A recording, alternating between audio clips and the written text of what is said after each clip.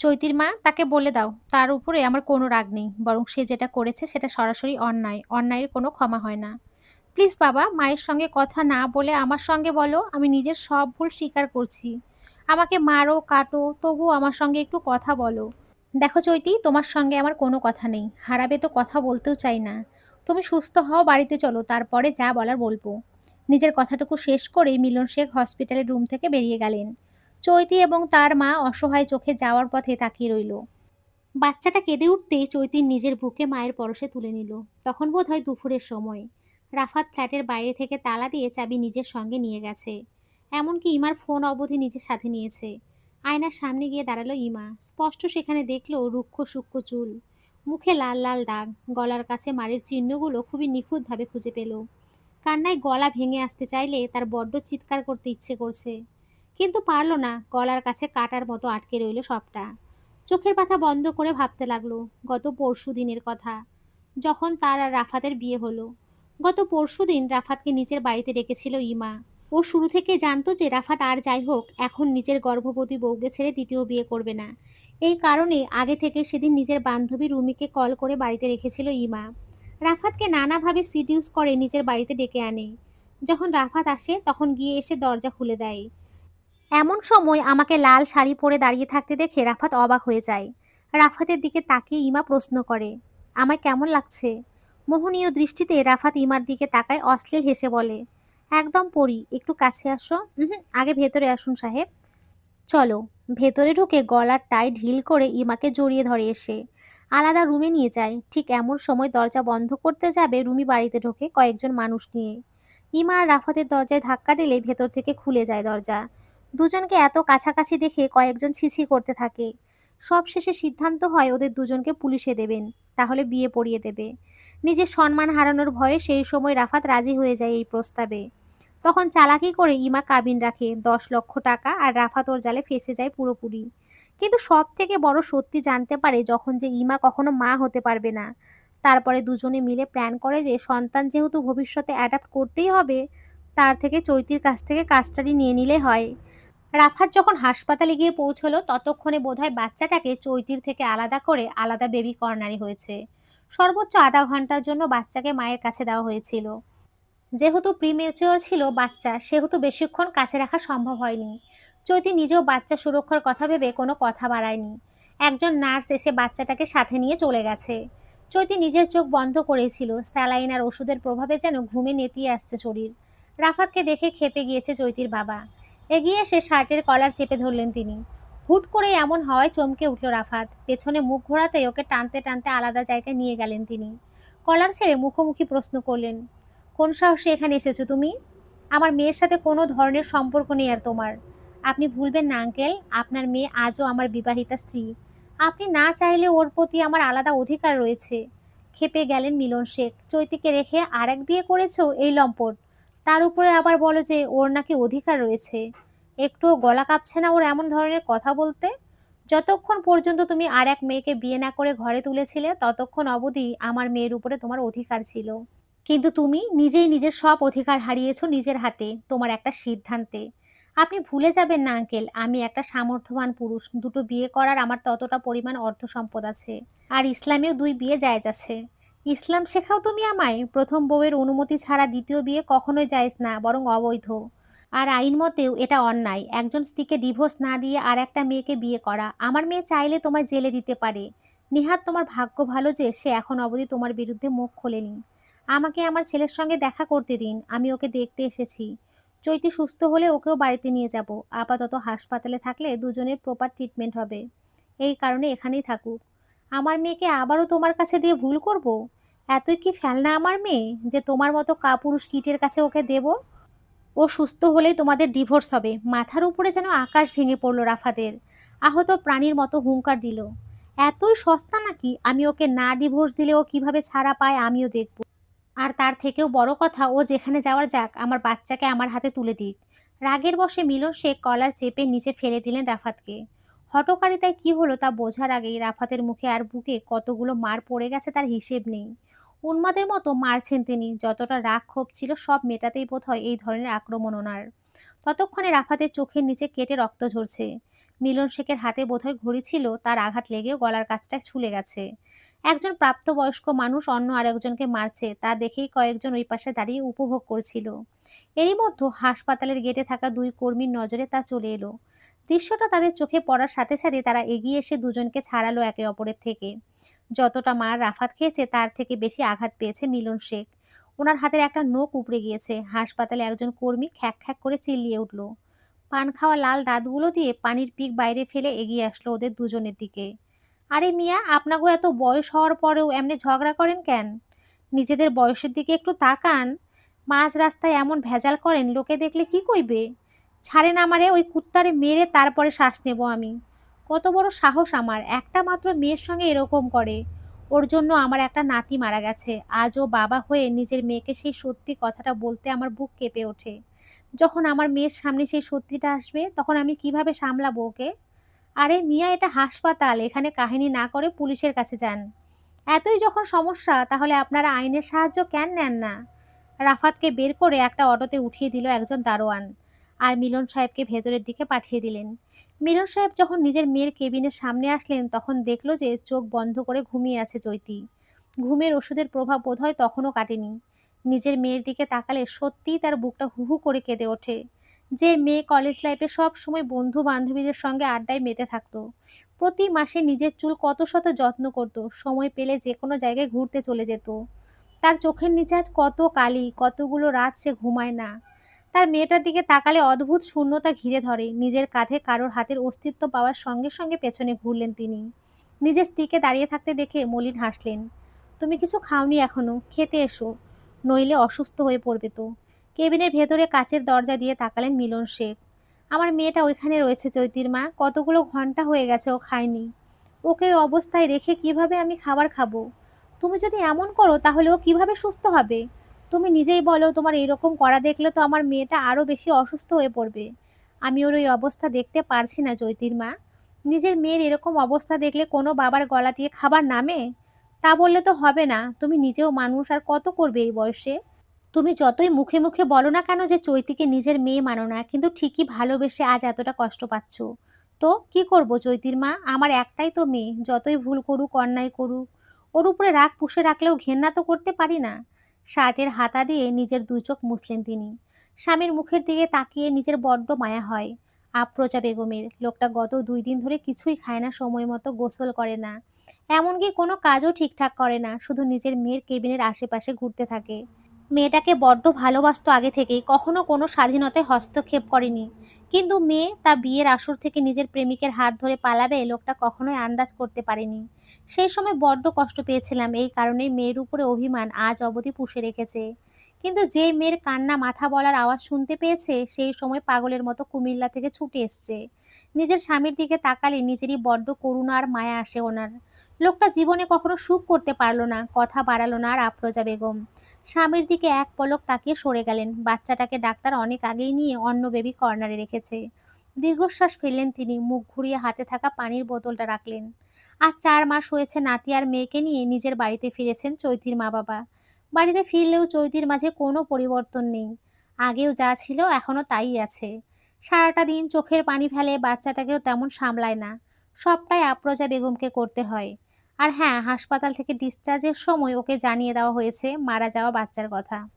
তখন সে কি কান্না! সেই কান্না করার সময় তার আহাজারিতে বুঝি হাসপাতালের আশেপাশে থাকা মানুষগুলো করুণ চোখে তাকিয়েছিল। এখন অবশ্য স্বাভাবিক, তেমন কারোর সঙ্গে কথাবার্তা নেই। বাচ্চাটার যতটুকু মাকে প্রয়োজন ঠিক ততটুকু সে কাছে থাকে, বাকি সময় আলাদা বন্ধ ঘরে নিজেকে নিয়ে কাটায়। মা বাবা অবধি বুঝতে পারে না মেয়ের হাবভাব। ওনারা মনে প্রাণে চাচ্ছেন যেন মেয়েটা আবার আগের জীবনে ফিরতে পারে, আগের মতো হাসি খুশি থাকে, নিজেকে নিয়ে সামনে এগিয়ে যায়, এটাই ওনারা চান। এই চারপাশে একবারও যোগাযোগ করার চেষ্টা করেনি রাফাত। চৈতির নিজেকে কখনো বেহায়া বানিয়ে রাফাতের সামনে গিয়ে আর দাঁড়ায়নি। সময়টা এখন বিকেলের ঘরে। এমন সময় মিলন শেখ হাতে একটা কাগজের খাম নিয়ে বাড়িতে ঢুকলেন। বাবাকে বাড়িতে ঢুকতে দেখে এক গ্লাস ঠান্ডা পানি এগিয়ে আনলো চৈতি। বাচ্চাটাকে নিয়ে তার মা একটু বাইরে গিয়েছে, সব সময় কাঁদতে থাকে, সামলাতে পারে না এইভাবে চৈতি। মেয়েকে গ্লাস হাতে দাঁড়িয়ে থাকতে দেখে নিজে এগিয়ে এসে হাতের থেকে পানিটুকু নিয়ে খেলেন মিলন শেখ। ঘামটুকু পাশে থাকা গামছায় মুছলেন। চৈতি চলে যাচ্ছিল, পেছন থেকে নিজের মেয়েকে ডেকে আনলেন। একটু এদিকে এসো চৈতি, কিছু কথা আছে তোমার সাথে। হাতে থাকা গ্লাসটা টেবিলের উপরে রেখে নিজের বাবার পাশে এসে দাঁড়ালো। জি আব্বু, বলো। নানু ভাই কোথায়? আসার পর থেকে কোনো আওয়াজ পাচ্ছি না, বাইরে গিয়েছে নাকি? না না, আম্মুর সাথে এমনি বাড়ির পেছনের দিকে জঙ্গলের কাছে রয়েছে। ছোট বাচ্চা না, আবার ওই দিকে কেন নিয়ে গিয়েছে? কোনো সমস্যা হবে না আব্বু, আম্মুর সাথেই তো আছে মনি। নজর বলতে একটা জিনিস আছে, এক্ষুনি ওকে নিয়ে বাড়িতে ফিরতে বলো। বলছি। আচ্ছা তাহলে আমার একটা কথা শুনে যাও। বলো। হাতে থাকা কাগজের খাম থেকে আস্তে করে খুলে ভেতর থেকে একটা কাগজ বের করলেন তিনি। সেখানে স্পষ্ট করে সরকারি সিলমোহর মারা টাইপিং করা প্রতিটা অক্ষর যেন কোনো কিছুর একটা নীরব সাক্ষী দিচ্ছে। সরাসরি কাগজটা না দেখলেও আন্দাজ করতে পারল যে এটা ওর আর রাফাদের বিচ্ছেদের শেষ চিহ্ন। মনে মনে এক কঠিন সিদ্ধান্ত নিল, যাক এবার অন্তত শান্তির শ্বাস ফেলতে পারবে। এই মিথ্যা নোংরা সম্পর্ক থেকে এক মুহূর্তে বের হয়ে আসাটাই যেন স্বস্তির। মেয়ে মানুষ সবকিছু মেনে সংসার করতে পারে, কিন্তু নিজের সংসার অন্য কারো কাছে ভাগ কখনোই করতে পারে না। তাও আবার নিজের স্বামী নিজেরই চোখের সামনে অন্য আরো একটা মেয়ের সঙ্গে থাকবে। এই কারণেই সব মেনে নেওয়ার থেকে আলাদা হয়ে যাওয়াটাই সব থেকে উত্তম বলে মনে ভেবেছে। আর যেখানে রাফাত ওকে রেখে আরও একটা বিয়ে করেই ফেলেছে, সেখানে জোর জবরদস্তি করে থাকার তো কোনো মানেই হয় না। এর থেকে আলাদা হয়ে সংসার করাটাই বেটার। এই কারণে পারিবারিকভাবে আলাদা হয়ে গিয়েছে, এখন শুধু সামাজিক ও আইনগতভাবে ডিভোর্স হয়ে গেলেই ওদের সব সম্পর্ক এখানেই শেষ। বাচ্চাটার দাবি অবশ্যই রাফাত করেছিল, কিন্তু পুলিশের ভয় এবং দ্বিতীয় বিয়ে করার জন্য যখন হুমকি দেয় যে ওরা রাফাতের নামে কেস করবে, সেই সময় আর কোনো কথা বলেনি। কথা বলেনি সেটা না, আসলে রাফাত ভয় পেয়ে গিয়েছিল মানুষ যখন বেইমানি কিংবা সমাজের বাইরে গিয়ে কোনো কাজ করে, তখন তাকে সব দিকে খেয়াল রাখতে হয়। চৈতির অবশ্যই এখন দুঃখ হয় না, প্রথম প্রথম খুব খারাপ লাগতো, ভাবতো নিজের মতোই হয়তো কোনো কমতি আছে। কিন্তু বর্তমানে বুঝে গেছে যে যে পুরুষের বাইরে টান থাকে তাকে কখনোই ঘরে আটকানো যায় না। রাফাত ডিভোর্সের কাগজ পাঠিয়ে দিয়েছে। আমি জানি না তোমার কি মতামত, কিন্তু আমি আশা করব তুমি দ্বিতীয়বার ওই ছেলের কাছে ফিরে যেতে চাইবে না। যে ছেলে তোমায় রেখে আরও একটা বিয়ে করতে পারে, সেই ছেলে কখনোই চরিত্রবান নয় কিংবা ভবিষ্যতে তোমাকে ভালোবাসবে না। ধন্যবাদ বাবা, আমার জন্য এতটুকু ভেবেছো। এই জন্য আমার অনেক ভালো লাগছে। দুই চোখ দিয়ে দুই ফোঁটা জল গড়িয়ে পড়ল চৈতির। মিলন শেখ অবাক হলেন মেয়ের দিকে তাকিয়ে। এই মেয়ে গত 3 মাসে একবারের জন্য হলেও চোখ দিয়ে পানি পড়েনি, তাহলে এই শেষ মুহূর্তে এসে এতটা ভেঙে কেন পড়ছে? চোখের পানি মুছে ফেলো চৈতি, একটা বেইমানের জন্য কেঁদে কেঁদে চোখ ভাসানোর কোনো মানে হয় না। আমি কখনোই তোমার উপরে নিজের মত চাপিয়ে দিইনি এবং এখনো দেব না। তোমার যা ভালো মনে হয় তাই করো। বাবার দিকে সন্তুষ্টির নজরে তাকালো সে। পাশে থাকা কলমটা উঠিয়ে খসখসে মসৃণ কাগজে সই করে দিল। শুধু এই জন্ম না, পরের জন্মের অধিকারটুকুর দাবিটাও নিঃসন্দেহে ছেড়ে দিল। মেয়েকে কাগজে স্বাক্ষর করতে দেখে দীর্ঘশ্বাস ফেললেন তিনি। মেয়েটা শেষ অবধি জীবনে একটু সুখ করতে পারল না, তবু তিনি বাবা হয়ে নিজের মেয়েকে ফেলে দেন না। হয়তো ভুল করেছে কম বয়সে, সবাই একটু একটু ভুল করেই থাকে। তাই বলে সেই ভুলের মাসুল আজীবন দেবে এটা তো কোনো কথা নয়। ইতিমধ্যে রাফাত আর চৈতির ডিভোর্সের প্রায় 8-9 মাস পার হয়ে গেছে। দুজন এখন আলাদা হয়ে থাকে। চৈতি এখন একটা বাচ্চাদের কেজি স্কুলে চাকরি করে। ইন্টার পাশ করার কারণে বেশি ঝামেলা পোহাতে হয়নি চাকরি পেতে। এই পুরো 9 মাসে সম্পূর্ণভাবে নিজেকে গুছিয়ে নিয়েছে। আজকাল আর কারো কথা মনে পড়ে না, সময় পেলে নিজের বাবা মার সঙ্গে একটু ফোনে কথা বলে। নিজেদের বাড়ি থেকে প্রায় 3 কিলোমিটার দূরে একটা বাসা ভাড়া করেছে থাকার জন্য। গত মাসে ওর ছেলেটার জন্মদিন ছিল। দারুণ একটা নাম রেখেছে সবাই মিলে, স্পর্শ। আজকাল স্পর্শকে নিয়ে সময় কেটে যায় ওর, কারো কথা তেমন মনেই পড়ে না। সময় পেলে দুই মা ছেলে মিলে বাইরে ঘুরতে বেরিয়ে যায়। ভেবেছে সামনের মাসে সিলেটে যাবে, একটু বাইরের আমেজে ঘোরাফেরা করলে মনের ভেতর থেকে আগেই ভালো লাগা কাজ করতে শুরু করে দেয়। এমনিতেও বাইরে এখন শীত শীত, জানুয়ারি মাসটা শেষের পথে। তবুও যেন ঠান্ডা একটুও কমেনি। এই মাসের বেতন পেয়ে 3,000 টাকা বাড়ি ভাড়া বাবদ আলাদা করে রেখে দিয়েছে চৈতি। এভাবে করে কখনোই পরিবার থেকে আলাদা থাকা হয়নি তার। শুধুমাত্র নিজের মনের খোরাক পূরণ করতে এই মুহূর্তে একটু আলাদা নিজেকে রেখেছে সবার থেকে।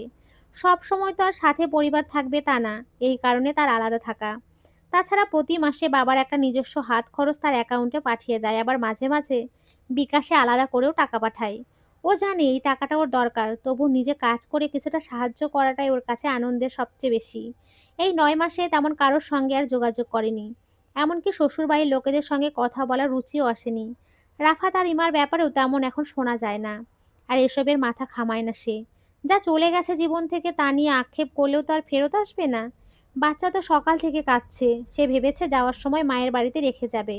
মাঝে মাঝে উপরওয়ালার কাছে শুকরিয়া আদায় করে যে এইরকম বাবা মা না পেলে জীবনে কিভাবে এগোতো সে। কিছু কিছু সময় উপরওয়ালা যা করে তা হয়তো ভালোর জন্যই করে। সকালের নাস্তা তৈরি করে কোনো মতে বাচ্চাকে নিয়ে বের হলো সে। আজ একটু সকাল সকাল বাড়ি থেকে বের হয়েছে, পেটের ঘা তেমন এখনো শুকোয়নি। মোটামুটি শুকিয়ে গেলে চিনচিনে ব্যথা করে মাঝে মাঝে। স্পর্শ ততক্ষণে কাঁদতে শুরু করে দিয়েছে রীতিমতো। পুরো আধা ঘন্টা সময় কাটিয়ে নিজের বাড়ির সামনে এসে থামলো সে। বাড়ির সামনে মা বাবা দুজনকে বসে থাকতে দেখলো। তাড়াতাড়ি চপ্পল পায়ে এগিয়ে গিয়ে বাচ্চাকে তার মায়ের কোলে ধরিয়ে দিল। আম্মু, তুমি আপাতত ওকে রাখো, আমি যাওয়ার পথে নিয়ে যাব। আজকে একটু মিটিং আছে স্কুলে, আমি রাস্তায় অটো দাঁড় করিয়ে রেখে এসেছি। আরে খেয়ে যা একটু কিছু। এতটা দূর থেকে আসলি আর সকাল সকাল না খেয়ে চলে যাচ্ছিস? আমি সকালে রান্না করে খাবার খেয়ে একেবারে বেরিয়েছি। তুমি চিন্তা করো না, আমার এখন খিদে নেই। টিফিন নিয়েছিস সাথে করে? হ্যাঁ হ্যাঁ, সব কিছু সাথে নিয়েছি আমি। তুমি চিন্তা করো না, তুমি শুধু বাচ্চাটাকে একটু দেখে রেখো, আমি যাওয়ার পথে ওকে নিয়ে যাব। চৈতি চলে যেতেই যাচ্ছিল এমন সময় পেছন থেকে ডাকলেন আফরোজা বেগম। এগিয়ে এসে মেয়ের হাতে 100 টাকার একটা নোট গুঁজে দিলেন।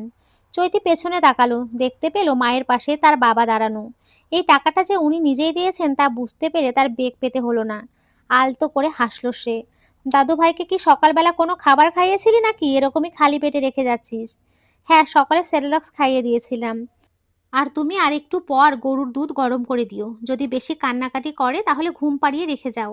আচ্ছা হয়েছে, তোকে আর কোনো পাকনামি করতে হবে না, আমি তো বড় করেছি বাচ্চা না? তোদেরকেও তো আমি নিজের হাতেই মানুষ করেছি। আচ্ছা আচ্ছা আমার মা জননী, বুঝতে পেরেছি। এইটা আমি আর কোনো কথা বললাম না, আমি এখন চুপ।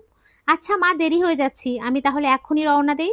আচ্ছা যা, তবু সাবধানে যাস। তখন কেবলই স্কুলের ঘন্টা দিয়ে দিয়েছে। ছুটি ইতিমধ্যেই হয়ে গেছে, বাচ্চারা বের হচ্ছে গেট দিয়ে। শিক্ষক রুম থেকে নিজের ব্যাগ নিয়ে রাস্তায় এসে দাঁড়িয়েছে চৈতি। আশেপাশের ভিড় এখন একটু কম, কারণ বাচ্চাদের মা বাবা এসে তাদেরকে সাথে করে নিয়ে যাচ্ছে। এই মুহূর্তে চৈতি একটা অটো কিংবা রিক্সার জন্য দাঁড়িয়ে আছে। চৈতি রাস্তা পার হতেই যাবে এমন সময় পেছন থেকে হাতে টান লাগলো তার। পেছনে ফিরে তাকাতেই উস্কো উস্কো চুলে রাফাতকে দেখা গেল। এক মুহূর্তের জন্য চৈতির হৃদয় থমকে গেল রাফাতকে দেখে। এই মুহূর্তে তো ওর এখানে আসার কোনো কথা না, এবং ওর এই রাস্তাতে তো কোনো কাজ আছে বলে মনে পড়ে না চৈতির। তাহলে চেহারার বা এই অবস্থা কেন? দেখে মনে হচ্ছে কতগুলো দিন ঠিকমতো ঘুমায় না। নিজের হাতের দিকে তাকানোর সাথে সাথে ঝাড়া দিয়ে উঠল সে। কিছু কঠোর কথা শোনানোর জন্য উদ্যম হলো। কোন সাহসে তুমি আমার হাত ধরেছ? এবং মাঝ রাস্তায় এসে এরকম তামাশা করতে চাইছো? রাফাত কোথায় থমকে গেল চৈতির এরকম আচরণে। সব সময় নিজের দিকে শান্ত হিসেবে দেখে আসছে সেই সংসার জীবন শুরুর থেকে, এবং প্রেমের সময়টাতেও কখনো চৈতি ওর সঙ্গে গলা উঁচু করে কথা বলেনি। এই কারণেই কোথাও ওর প্রেমটা একেবারে নরম সরম জমে গেছিল। আমি তোমার সঙ্গে একটু কথা বলতে এসেছি। চৈতি, আমার সঙ্গে একটু কথা বলো। এই তোমার লজ্জা করে না বউ রেখে এসে আর এক মহিলার সঙ্গে এই রকম লুতুপুতু করছো?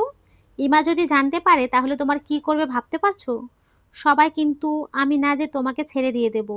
রাফাতের মুখে যেন কালো মেঘের ছায়া আসলো, উদাস বিষণ্ণ মুখে বলল। ইমা নেই। এক মুহূর্তের জন্য থমকে গেল চৈতি। পুরো ঘটনাটা বুঝতে পারল না। রাফাত কি বলতে চাইছে তা তার বোধগম্যর বাইরে গেল। মানে? ইমা কোথায় গেছে? আর তুমি মাগুরা থেকে এখানে আসলে কিভাবে? পালিয়ে গেছে মানে? ইমা তোমার বিয়ে হলোই তো কিছু মাস আগে, আর এরই মধ্যে ওর সঙ্গে ওর সংসার করতে পারলে না? নিজের কথাটুকু শেষ করে তাচ্ছিল্যের হাসি হাসল চৈতি। শেষ অবধি প্রকৃতি সবার প্রতিশোধ নেয়, উপরওয়ালা ছাড় দেয়, কিন্তু ছেড়ে দেয় না। নিজের কৌতূহল লুকিয়ে রাফাতকে প্রশ্ন করল, কার সাথে পালালো? আমার সঙ্গে সংসার করার পর থেকে ওর শুধুমাত্র চাহিদা বেড়ে যাচ্ছিল। প্রতি মাসে মাসে নিজের পছন্দ অনুযায়ী শপিং করা, টাকা পয়সা ওড়ানো, সবকিছু যেন ওর নিত্যদিনের সঙ্গী হয়ে উঠেছিল। তারপর আর কি, রোজকার ঝামেলা, আমার চাকরির টাকায় আর সংসার চলছিলই না। বলা চলে সে তার বিলাসিতা নিয়ে থাকতে পছন্দ করছিল। যখন আমার থেকে বেশি টাকাওয়ালা একজনকে পেল সেই দিনই পালিয়ে চলে গেছে সেই লোকের সঙ্গে। আমাদের ফ্ল্যাটে নতুন এক চাকরিওয়ালা এসেছিল, তার সঙ্গে ওর সম্পর্ক হয়েছিল। আর যখন ও জানতে পারলো আমার এইডস হয়েছে তখন আমাকে ছেড়ে সেই রাতেই পালিয়ে গেল। কথাগুলো বলতে বলতে রাফাত দুই চোখের জল ছেড়ে দিল, গলা ভেঙে আসলো ওর। হঠাৎ করে মাটিতে বসে চৈতির পা জড়িয়ে ধরলো। হু হু করে কেঁদে উঠল সে। আশেপাশে ভালো করে তাকালো। চৈতি দেখলো কেউ তাকিয়ে আছে কিনা। আর যাই হোক, এটা ওর পেশাগত জায়গা, এখানে অন্তত কোনো ধরনের সিন ক্রিয়েট সে চায় না। চৈতি নিজের সাথে রাফাতকে নিয়ে অন্যদিকে এসে দাঁড়ালো। ওই দিকটা বেশ লোকা সমাগম ছিল। কেউ যদি আবার প্রশ্ন করতো দুজনের মতো কি সম্পর্ক, তখন কি জবাব দিত? আদৌ এই প্রশ্নের কোনো জবাব হয়? হয় না। যেখান থেকে একবার ফিরে এসছে ঠিক সেই একই জায়গায় আর ফেরা সম্ভবই না। রাফাতের কথায় চৈতির মাথায় বাজ পড়ার মতো হয়েছে। ইমার ব্যাপারে ও অতটা চমকায়নি। স্কুল লাইফ থেকে সে দেখেছে ইমার একাধিক প্রেম, ওসবের সাক্ষীও নিজে ছিল। শুধু সবচেয়ে কাছের বান্ধবী বলে কাউকে কিছু জানায়নি কখনো। তবুও বিয়ের পরও যে চরিত্রে পরিবর্তন আসবে না সেটা অবশ্য ভাবিনি। দীর্ঘশ্বাস ফেললেও ও জানে চরিত্র দোষওয়ালারা কখনোই ভালো হয় না। তবুও শুরু তাদের থেকে আশা করাটা বোকামি। ও সবচেয়ে বেশি চমকেছে রাফাতের এইডস হয়েছে শুনে। রাফাত যে অসুস্থ তা ওর চেহারা দেখে বোঝা যাচ্ছে। খোঁচা খোঁচা দাড়িগুলো বড় বড় হয়ে গেছে, অনেকদিন বোধহয় নিজের যত্ন নেয় না, চেহারার দশাও বেশ কাহিল। মুখের আদলে বেশ পরিবর্তন এসেছে, চোখ কোটরে ঢুকে গিয়েছে, নিচে বেশ কালি জমে উঠেছে। ঠোঁটগুলো একেবারে কালো হয়ে গেছে, মনে হয় এখন সিগারেটও ধরেছে। আগে খেত না কখনো অবশ্য, কিন্তু অতিরিক্ত টেনশন থাকলে রাতভর সিগারেট খাওয়া চলতো তার। একসময় ঝগড়া ঝগড়া করে ওই সিগারেট খাওয়া বন্ধ করেছিল চৈতি। ও এরপর আর কখনো রাফাতকে সিগারেট খেতে দেয়নি সে। আজ এতগুলো দিন পর সামনাসামনি আবারও দুজন। রীতিমতো জোরাজোরি করে পা ধরেছে রাফাত। এই পা ছাড়াও, কি করছো রাফাত? আমার থেকে দূরে সরে যাও বলছি। প্লিজ চৈতি, আমার কাছে আবার ফিরে চলো তুমি। তাচ্ছিল্য করে হাসলো চৈতি। হ্যাঁ, তোমার কাছে আবার ফিরি? আর তুমি নতুন করে আরেকজন নিয়ে বাড়িতে ওঠো, আমার প্রতি নতুন করে অত্যাচার করতে পারো, তাই না? যেভাবে আমাকে তুমি আঘাত করেছিলে আমি আজও ভুলিনি। আমার পেটে থাকা সন্তানটার কথাও তুমি চিন্তা করনি একবার। বলতে গিয়ে গলা ধরে এলো চৈতির। আজও সেই সময়টার কথা মনে পড়লে চিৎকার করে কান্না আসে। সেই সময়টা মনে করিয়ে দেয় যে কিভাবে ও কষ্ট পেয়েছিল। নিজেকে শেষ করে দিতে ইচ্ছে করতো। ও কিভাবে সহ্য করেছিল ইমা আর রাফাতকে পাশাপাশি। আজও ঘেন্না হয় নিজের পছন্দের উপরে। কিভাবে নিজের মা বাবার মতো ভালো মানুষের বিরুদ্ধে গিয়েছিল, আর সেই মানুষটাই ওকে এত নোংরাভাবে ভেঙে দিয়েছিল। রাফাত কেঁদে দেওয়ার উপক্রম ততক্ষণে। হু হু করে গলা ভেঙে কাদার আওয়াজ আসছে। একবার চৈতি, শুধু একটা বার আমাকে সুযোগ দিয়ে দেখো। মানুষ মাত্রই তো ভুল করে, আমিও তো একটা মানুষ, আমি ভুল করেছি, তার বদলে প্রতিনিয়ত শাস্তি পাচ্ছি, নিজের সন্তান থেকে দূরে আছি। আমার বাচ্চা তো জানেই না, চেনেই না নিজের বাবাকে। প্লিজ চৈতি, একবার হলেও ফিরে এসো আমার সংসারে, আগের মতো করে দেব আমি সবকিছু। আগে যেমন আমি আর তুমি একসাথে থাকতাম ঠিক তেমনই থাকবো। ঠাস করে থাপ্পড় মেরে দিল চৈতি। রাফাতের গালে থাপ্পড় পড়তে হতভম্ব হয়ে গেল সে। চৈতি আবারও চৈতি ওকে মারল। যে মেয়েটা আজীবন ভালোবাসার দৃষ্টিতে তাকিয়েছে, সেই মেয়েটা এভাবে মারতে পারলো? তোমার মতো একটা নোংরা জঘন্য মানুষের কাছে আমি আর একবারও ফিরতে চাই না। আমার তোমাকে দেখলে আবার ঘেন্না আসে। কোন সাহসে তুমি এখানে আমার সঙ্গে দেখা করতে এসছো? প্লিজ চৈতি, আমি আজ তোমার গোলাম হয়ে থাকবো, তারপরেও আবার আমার সন্তানকে আমার সঙ্গে একটু দেখা করতে দাও। চলে যাও রাফাত, বিশ্বাস করো তোমায় দেখলে আমার ভেতরের রাগগুলো মাথা চাড়া দিয়ে ওঠে। তুমি যদি আমার সামনে থেকে চলে যাও এতে আমাদের দুজনেরই ভালো হবে। আমি চাই না ভবিষ্যতে কেউ কারো মুখ দেখাদেখি হোক।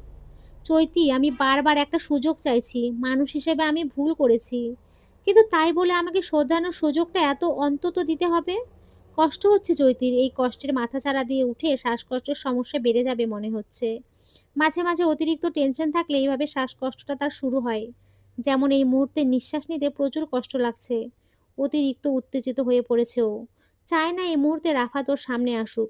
তুমি আমার সামনে থেকে যাবে নাকি আমি পুলিশকে ডাকবো? দেখো, আমি চাই না আর কোনো কাহিনী হোক। যা শেষ হওয়ার সব শেষ। আমি তোমার মতো একটা চরিত্রহীনের কাছে ফিরবো কিংবা আমার সন্তানকে তোমার হাতে তুলে দেব, এটা তুমি ভাবো কোন সাহসে? পৃথিবীর সব থেকে জঘন্য মানুষ তুমি। তোমার জন্য আমি এবার একটা সন্তানকে হারিয়েছি।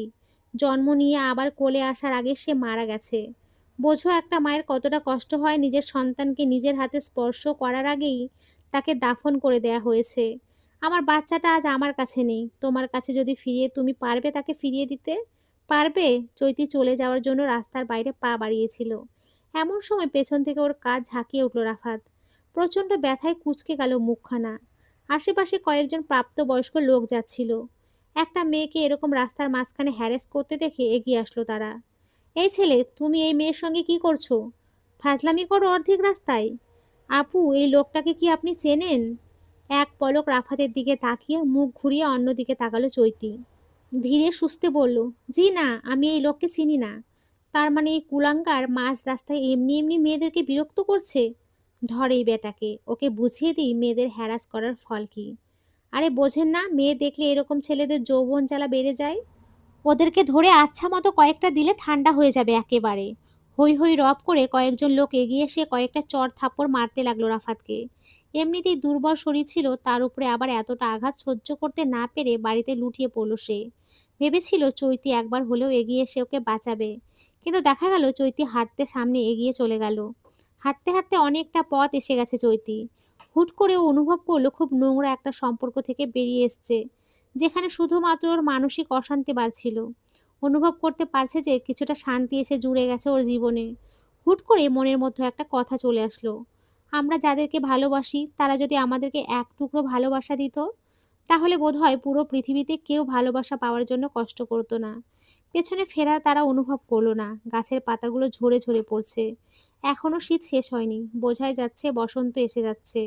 সামনেই বসন্ত আসতে চলেছে। বন্ধুরা, আজকের এই গল্পটি এই পর্যন্তই। তোমরা সকলে খুব ভালো থেকো, সুস্থ থেকো। সকলকে অসংখ্য ধন্যবাদ। নমস্কার বন্ধুরা, খুব ভালো থেকো।